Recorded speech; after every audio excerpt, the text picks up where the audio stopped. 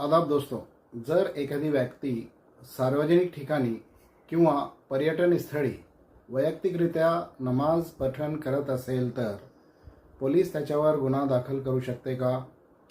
कायदेशीर स्थिती राज्यघटनेच्या कलम 25 नुसार प्रत्येक व्यक्तीला त्याचा धर्म मानण्याचा व आचरण करण्याचा तसेच धर्माचा प्रचार करण्याचा स्वातंत्र्य दिलेला आहे. परंतु हा अधिकार सार्वजनिक सुव्यवस्था, नैतिकता आणि मूलभूत अधिकारांनुसार मर्यादित असतो. सार्वजनिक ठिकाणे आणि परवानगी.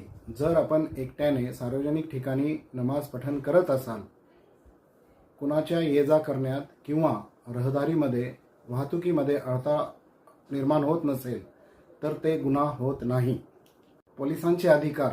जर पोलिसांना वाटत असेल की अशा एखाद्या कृत्यामुळे सार्वजनिक स्थिती किंवा शांतता सुव्यवस्था बिघडत असेल तर ते अशा कृतीला थांबवू शकतात. परंतु गुन्हा नोंदवण्यासाठी FIR करण्यासाठी आवश्यक आहे एखादा कायदा मोडला गेला पाहिजे.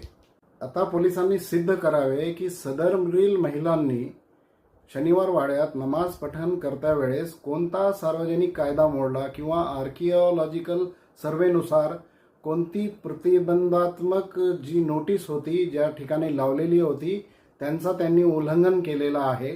जे तुम्ही त्यांना वॉर्निंग न देता सर्व प्रकरण झाल्यानंतर तुम्ही FIR रजिस्टर्ड करत आहात, तर पोलिसांनी ह्याचा उत्तर द्यावा की सदरील अज्ञात महिलांनी कोणता कायदा मोडलेला आहे की त्यांच्यावर तुम्हाला गुन्हा दाखल करण्याची पाळी आली.